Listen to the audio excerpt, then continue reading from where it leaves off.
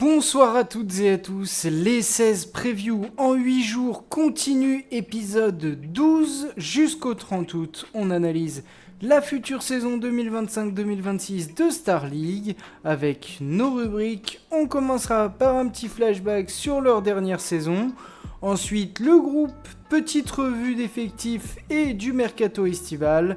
On désigne un facteur X, le joueur qui peut faire basculer la saison d'un club.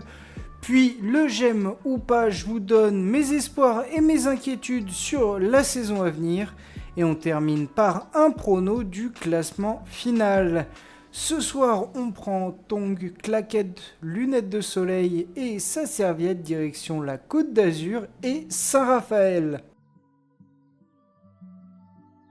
Les Raphaélois ont été la belle surprise du haut de tableau la saison dernière, 5e avec 37 points. Tu devances pas mal de clubs costauds de ces dernières années. Je pense à Nîmes, Aix, Limoges. Tu finis 4e meilleure attaque du championnat et 8e défense. Le bilan est très positif. T'as offert à Raphaël Cocheteux, meilleur buteur de l'histoire de notre championnat, on le rappelle, une dernière belle saison. Hormis ce dernier, Drevi Pachal et Johannes Maresco ont tous deux réalisé d'excellentes saisons statistiques. Point noir, tes gardiens n'ont pas été au niveau. T'as la 3e pire moyenne d'arrêt du championnat. Mais globalement, la saison collective des Varois est très séduisante et donne envie d'en voir plus. On ne change pas une équipe qui gagne. Saraf a décidé de ne pas bouleverser son équipe cet été. Rangel Darosa, auteur d'une saison décevante comme je le disais, mais avec quelques coups de chaud, s'en va au Benfica. Martial Kais, enfant du club, va lui aussi jouer dans le championnat portugais à Póvoa AC. Je connaissais pas ce club, mais on va le découvrir avec lui. La perte la plus douloureuse est celle de Raph Cocheteux, la plus grande légende de ton club et une légende de notre championnat, je pense qu'on peut déjà le dire. Un joueur mythique, chouchou des supporters. Dans l'autre sens, t'es allé chercher Levigne et Antonin Mohamed en Pro League pour tes ailes.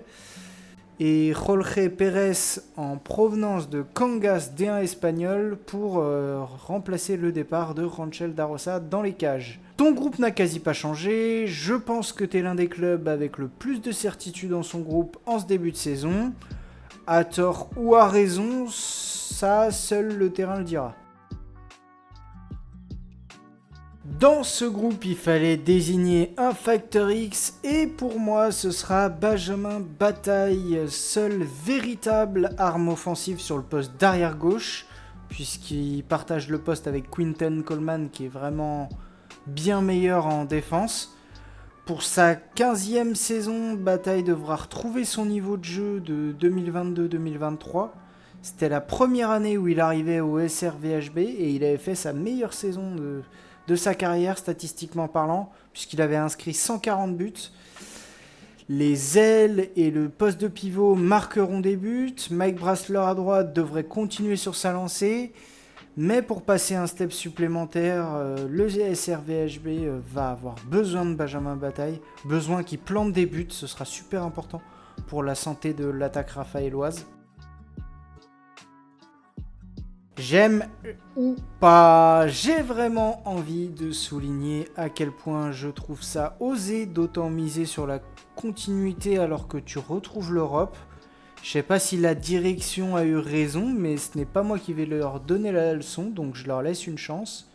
Je suis assez fan de Pachal et Vigneron sur les ailes. Saint-Raph avec son groupe est largement capable de proposer mieux en défense que l'année passée et leur jeu offensif m'a beaucoup surpris l'année dernière. Donc on verra s'ils continuent sur les mêmes bases offensivement. Par contre, je vois plusieurs limites. Je veux pas être pessimiste, mais je pense que ce groupe a globalement surperformé la saison passée. Ton duo au poste d'arrière gauche est complémentaire, comme j'en parlais. Ta bataille qui est plus axé sur l'attaque et Quinten Coleman qui est vraiment un rock défensif, mais c'est pas très polyvalent du coup.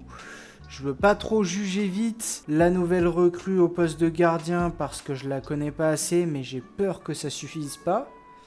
Le collectif devra encore être très bien huilé car individuellement j'estime que Saraf est un cran en dessous des rivaux pour les places européennes. C'est Saint-Raphaël que je vais mettre à cette 7ème place. Malheureusement, tu ne retrouves pas l'Europe, en tout cas selon moi. Je vois peut-être Nîmes et Limoges trop beaux, mais je peux pas m'empêcher de voir quelques limites à ce groupe de Saint-Raphaël, comme je vous en ai parlé. Je lui préfère l'expérience nîmoise et le talent limougeot. J'espère pour eux que Benjamin Brault, qui est un excellent coach, hein, ça, j'en ai pas parlé, mais ça par contre, ça peut être une des forces de Saint-Raphaël. C'est un banc très solide. Benjamin Brault, vraiment, il a proposé des choses en tant que coaching assez belles vu les armes qu'il a en main. Donc j'espère qu'ils me feront mentir. Et puis la lutte, en tout cas la lutte pour ces 4, 5, 6, surtout 5 et 6, ça va être une lutte assez acharnée parce que je pense que Aix peut aussi se mêler à la lutte pour la 5e et dernière place européenne. Donc bon, on verra. Ça s'annonce passionnant. Plus que 4 équipes au programme, le top 4 au complet, Toulouse, Montpellier, le PSG et le HBC Nantes. Donc on va en parler dans les 2 prochains jours. N'hésitez pas à aller checker les autres épisodes sur la chaîne. Abonnez-vous, lâchez un petit like et partagez si vous kiffez le hand, ça me soutient et ça me fait vraiment plaisir. Bonne soirée et à demain!